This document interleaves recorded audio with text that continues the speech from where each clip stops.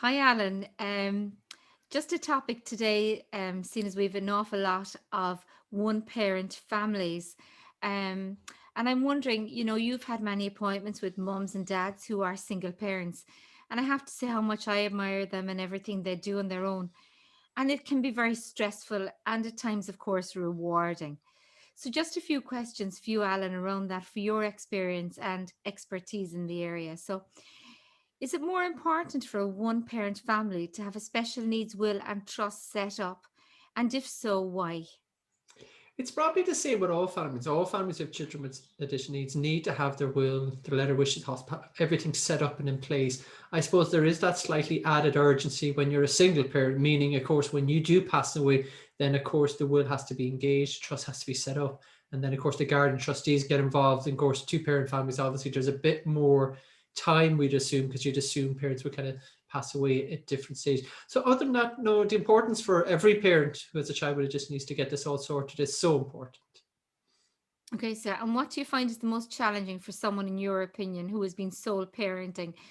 You know, I suppose there's a number of things. One, trying to figure out their entitlements and seeing what they're entitled to. Because of course, when you are single parent, you're entitled to other different we say entitlements. And again, it's figuring out whether or not to be claiming those or whether or not to be leaving those alone and staying on the carers. So I suppose that's one area. The other thing, then, I suppose they feel a lot of pressure on the whole guardian trustees and making sure that they have spoken clearly to them. And I always say to them, you really got to get a detailed letter of wishes, hospital passport, all those documents together. You do need to be talking to your guardian trustees a lot more, as I said, because obviously when there's two parents there, there's that little bit of an extra kind of, that when one parent passes away, the other parent is always going to be there. So again, I suppose that's what I would encourage, single parents to really be focusing on.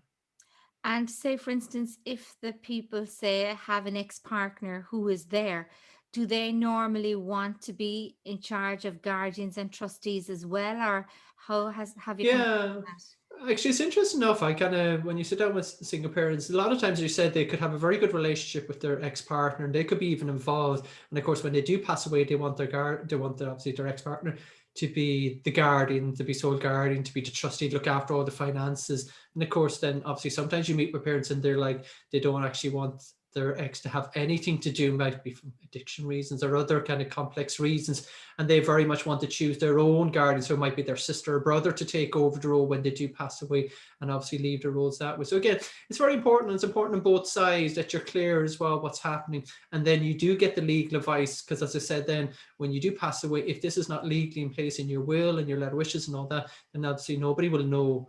So it's so important. And again, it does depend an awful lot on what your relationship, were you married, or divorced, separated, or we just, as just a partner that you split up with. So again, as I said, do get good legal advice around that whole area when you're meeting with your solicitor. And Alan, are there any other additional entitlements available to single parents? Yeah, I want to kind of mention there is the one parent family payment. So again, it's around the 200 a week, just over that, similar to kind of the carers. And oftentimes you find with parents, you can often claim that one, and it's actually, and still get like half rate care. So you could end up in a better situation. But again, it's a bit difficult to figure out. It is means tested, like all kind of entitlements out there.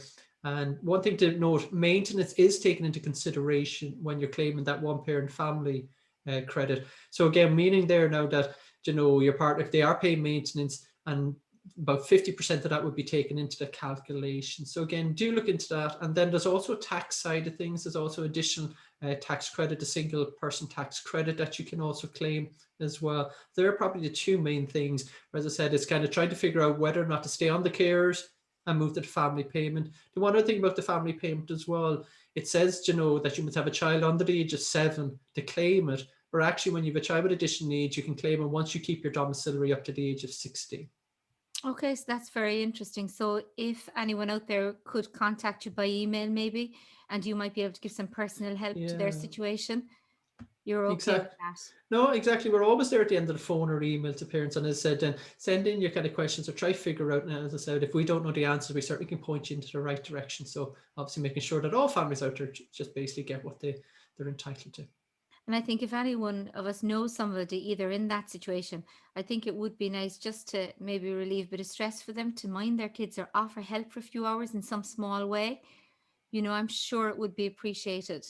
That's a very nice gesture, you know. Dolores. So, Alan, thank you very much for that. No problem. Bye now. Bye bye.